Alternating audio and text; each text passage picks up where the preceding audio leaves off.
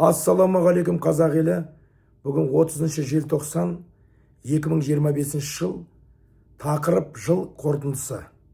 Әлеуметтік желіде кешеден бері Кремльде Ресей президенті Владимир Путин мен Нұрсұлтан Назарбаев кездесті деген жаңалық желде есіп, соған біздің қазақтар ұлардай шулап, осы басқаны былай қойғанда парламент мәжіліс депутаты Ермұрат Бапи мен Мақсат Толықбай 30 жыл Қазақстанды билеген Назарбаев не үшін қайта-қайта жылда Путинге бара береді? Бұл масқара ғой. Ол кісі ұлттық қауіпсіздігімізге нұқсан келтіреді деген сияқты сөздерді айтып жатыр. Жалпы ол зейнеткер ақсақал өзі біледі қайда барады, не қылады, ешкім ештеңе сұрамайды. Ол есеп беруге міндетті емес. Жалпы тарихқа жүгінетін болсақ, қазақтың тарихында Бұқар жырау Қалқаманұлы деген 110 жыл жасаған Ақпа жырау өткен.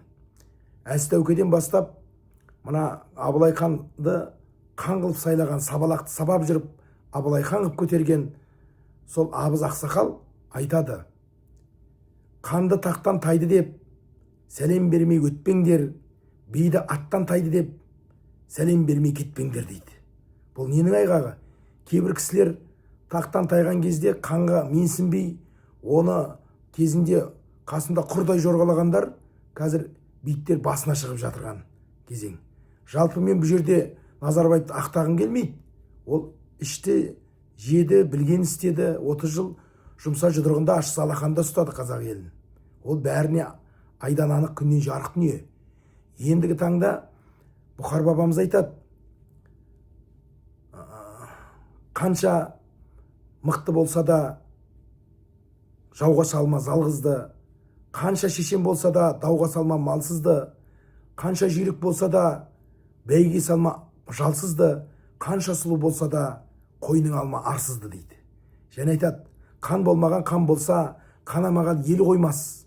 Бай болмаған бай болса, жайламаған сай қоймас. Би болмаған би болса, айтылмаған сөз қоймас. Бала таппаған бала тапса, майлы етке еш тоймас. Тон бітпегенге тон бітсе, қағу менен тоздырар. Алғаның жаман жолықса, ер жігітті аздырар, аяқ қолын жаздырар, өз көрін өзіне қаздырар. Білімдімен сөйлессең, құмарыңды қандырар. Білімсізбен сөйлессең, көңіліңді қалдырар. Суайтпенен сөйлессең, өтірік айтып нандырар. Өсекшімен сөйлессең, өтірік айтып нандырар. Бір жақсымен дос болсаң, сұрағаныңды алдырар. Бір жаманмен дос болсаң, жарты жолда қалдырар деген. Сол айтпақшы, міне бабалар осылай сөйлеген. Бүгінгі таңда әйтеуір тисе терекке, тимесе бұтаққа, жалпы мен депутат болдым деп не болса соны айтады. Жалпы біздің депутаттардың жағдайы қалай екен біз бесенеден белгілі. Ол биліктің жат десе жататын, тұр десе тұратын, кәдімгі шылбырға байланған жаңағы тәубет иттеріне ұқсайды. Өйткені ол шеңберден ашып шығып айта алмайды еркін. Өйткені жуырда жаңағы көп балалы аналардың атынан сайланған депутат барлығын жайып салды ғой. Біздің депутаттарға мынаны бас дегенді басады, баспа дегенді баспайды, алдын ала сүзгіден өткізіп барып, әрбір заң орындалатын жарты әлемге жар салды. Сондықтан айналайындар-ау, бүгінгі таңда ол тақтан түсті екен деп, оны қара күйен жағып, оны болмағандай, бұл тарих, бұл тағдыр маңдайына жазған сол. Сондықтан мен бұл жерде Назарбаевты ақтағым келмейді әрине. Бұл жердегі басқа дүние. Бізде әйтеуір ертең мына кісі тақтан тайса, бұны да жамандап шығады біздің қазақ. Жалпы бізде мәдениет, әдебиет, тарихымыз саналуан, барлығы мәдениетте қазір білім ғылым дамыған заманда өмір сүріп жатырмыз. Әйтеуір біреу шалынып құласа, болды қара күйен жаға салатын, ол адамдыққа жатпайды, кешіресіздер. Сондықтан мен айтпағым басқа дүние. Адам білім ғылымға ұмтылған мына алай-дүлей заманда осы басшыңды жерден алып жерге салса, ол жақсылықтың шаны емес. Өйткені бүгін бар адам, ертең тақтан таятыны ол табиғаттың құбылысы, табиғаттың заңдылығы. Өйткені жаңа Тұрмаханбет Стелеуов айтады: табиғаттың заңдылығы өзгермеген, ырыздығын әркімге өлшеп берген. Тіршілікте тырбанған бұл адамдар біреу ұзақ біреу аз ғұмыр көрген дейді. Сондықтан әркімнің өлшеніп берген өмірі бар. Сол өмірде адам жақсылық жамандықты көреді, ащы мен тұщысын, жақсылық пен жамандығын, өмірдің қызығы мен шұжығын бірге көреді. Өйткені қуаныш пен қайғы қатар жүреді.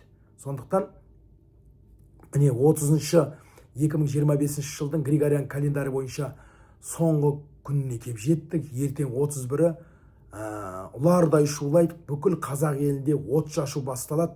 Мына бүкіл қазір мереке дейді. Бұл негізі орыстар, христиандардың, мына европалықтар тойлайтын Григориан календарі бойынша жаңа жыл. Соны біздің қазақтан басқа есі кетіп елеріп, ұлардай шулап, ата бабасы тіріліп келіп, шулап жүрген әлемде, от шашып қуанып жүрген жер бетінде қазақтан басқа ұлт жоқ. Маңдайының сор бес елі ойыстып, қайдағы біреулердің мейрамына кіріп кетеді. Қайдағы біреулермен жаңа еліктегіш болғысы кеп, солармен ұлардай шулап, түнімен атады. Көліктердің сигнализациясы бақырып, түнімен ұйықтатпайды. Сөйтіп түннің 12-сінде біреулер отбасымен, жақсы көретін адамдармен қарсы алып, жаңағы бүкіл ішімдікті ішеді, жаңа оливье деген салатты жейді, шампанский өте зиян. Шампанскийді 2 жыл қараңғыда сақтап, сол жаңа жылда ашады. Ол ішінде газы бар, атылып кетеді. Оны ішсең тікелей асқазанға барып түседі. Құрығанда язва желудка, не болмаса асқазан теседі әлсіз жерін. Бұл онкологиядан қынада қырылып жатыр қазір. Сондықтан денсаулыққа аса назар аударыңыздар. Бұл өте қауіпті. Тәтті сусындар ішеді, горилланы ішеді, кока-кола ішеді, түнімен тамақ жейді, толтырып былай қазан-қазан тамақтарды 12-ден кейін отырып алып жейді. Асқазан не болады? Сөйтеді 2-3-терде ұйықтайды, асқазан шириді. Таңертең ана түнімен адам ұйықтайды ғой, сол кезде асқазан. Бұл дұрыс емес. Адам күндіз тамақ жеу керек, қорытылу керек, ас 3-4 сағат. Сөйдан кейін барып жату керек. Енді білмеймін, енді бір жұртқа ақыл айтып жатыр деп ойламаңыздар. Бар білгенімізді айтып жатырмыз. Ағартушылықпен айналысқаннан кейін сосын түнімен от шашады. Бұл қасиетті Құран кәрімде жазғандай, кім қандай да бір қоғам не қаласа соны жіберем дейді. Түнімен атқылап, Астана мен Алматыда деген қала деген түнімен дүрлігіп, соғыс шақыратындай от шашады. Бұны тоғару керек, бұны тоқтату керек. Жылда айтамыз, әу деп атқан бір адам жоқ. Жұмыр басты пенде ескеріп жатқан жоқ. Бізде заң шығарып, тыйым салу керек бұған. Қаншама балалар деген жазықсыз көзін шығып жатыр, басы ұшып кетіп жатыр, неше түрлі оттан қолы жарақат алып жатыр. Оған мән беріп, назар аударып жатқан жұмыр басты пенде жоқ. Сондықтан ағайын, бала шағаңмен түнімен ұйықтамай, шулап, көше толған біздің қазақтар. Торттар апарып, шампанскиймен ұлардай шулап жүрген біздің қазақ. Неге бұндай болдық? Бұндай емес еді қазақ. Әлемдегі ең жақсы халық қазақ еді. Кеңпейілді, қарапайым, кішіпейіл, өте жуас, біреулерге ала-жібін аттамайтын, дұшпанына төрін салып, бір нанды бөліп жеген қазақ. Сондай еді, бүгін таңда есі кетіп, білмеймін, есінен адасқан адам іспеттес, бәрі бетімен кеткен. Әу дейтін тыңдап атқан, құлақ асып атқан жүргір пенде жоқ. Сондықтан бұл орыстар, христиандардың дініне кіріп кетеміз. Бұл қандай да бір қоғам дейді, қандай да бір пенде басқа біреудің жаңағы дінде тойлайтын болса, сол дінге кіріп кетеді дейді шариғатта. Сондықтан айналайын ағайын, сәл ес жиыңдар. Адамда ми не үшін берген? Біз 4 аяқты хайуаннан айырмашылығымыз, бізде ақыл бар, сайраған тіліміз бар. Сондықтан бұған ақылға келіп, бұл жаңа жыл деген біздің мереке емес. Күн мен түн теңесетін 21 наурыз, ұлыстың ұлы күні, жер мен күн мен түн теңесті деп қазақ 21 наурыз тойлаған. Сондықтан бұны біз жылда айтып жатырмыз. Біреу түсінсе, біреу түсінбес. Бұнда айтып жатқан мақсатымыз мына есін жисын, қазаққа тән асыл қасиеттерді насихаттасын, бала шағасы қауіп қатерге төнбесін. Мына жерде бір Астанада 500 мейрамхана бар. Қазір корпоратив тойлап жатыр. Барлығы 2-3 ай бұрын жазылып қойған. Қаншама шырша оталып кесіледі. Ол бір шыршаның өсуіне 50 жыл уақыт керек. Мен 48-демін. Мен туғанда 77 жылы егілген шырша қазір үлкен болып өсті. Соны кесіп тастайды. Айналайын-ау, қанша еңбек. Сол шыршаларды анау астаналық базардың алдында сатып жатыр. Сөйтіп бір күнге бола қаншама оталат орман, шыршалар кесіледі. Білмеймін, жылда айтамыз, мән беріп жатқан жан көрмейміз. Рахмет айналайын Жұмамұрат, айтып жатсың шырылдап деген некен сая комментарийлер жазылады, қалғандары биліктегілер тіпті тыңдамайды. Өйткені олардың көз алдында тек таңның атысынан күннің батысына дейін ұрлау, бюджетті тонаумен ғана айналысады. Басқа оларға ештеңе қызық емес. Өйткені елім, жерім, қазағым деп жүрген бір адамды көрмейміз. Айналайын, сонша жылдан бері айтып келеміз. Осындай, бұл жаңа жылды тоқтату керек. Мына бізбен қатарлас Қырғызстан, Өзбекстан, Тәжікстан, Түркменстанда біздей тойланбайды. Оларда баяғыда 91 жылы Кеңес одағы ыдырағаннан кейін тоқтатып тастаған. Біздер ғана білмеймін, мына христиандардың дінімен жағаласып неғаламыз. Ертең 18, 19, 20 қаңтарда осы крещенский мороз деп мұздай суға түседі есілдің жағалауына. Сөйтіп ауырады біраз. Таншамасы дүниеден осып кетті. Сондықтан еш жеу керек. Қазір білім ғылым дамыған заман. Қазір басқа нәрсемен айналысатын заман. Қазір мүлдем көз ілеспес жылдамдықпен төрткүл дүние дамып жатыр. Біздің қазақ ұлардай шулап түнімен ұйықтамай, дискотека, ночной клубтарға барады, түнімен ұйықтамай, күндіз ұйықтайды. Бұндай арсыздық, зинақорлық, парақорлық етек жайған соншалықты біз сөзбен, ауызбен жеткізе алмаймыз. Міне күні кеше айтып жатыр.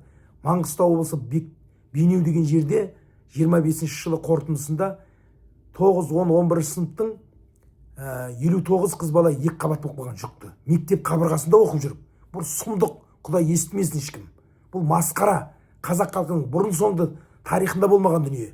Міне масқара ғой, бұлай қалай ел боламыз қазақтың? Бұл біттік қой, бұл өлім қой, бұл басқа. Одан басқа қазақтың қыздары шығып алып, еркектің мүшесін жуандатамыз, ұзартамыз деп ақымақ өйстеп отырады YouTube каналдан сөйлеп. Бірде-бір ұлт төрткүл дүниеде өйтпейді қазақтан басқа. Солардың әке шешесі, ағасы, інісі, туған туысы бар ма, жоқ па? Олар аспаннан салбырап түскен қозы құйрық па? Мен жылдар бойы айтып келем. Масқара ғой, қалай қызыңды осындай жаман нәрсені айтқызып, анайы сөздерді айтқызып отырғызып қоясың? Оларда әй дейтін ажа, қой дейтін қожа жоқ па?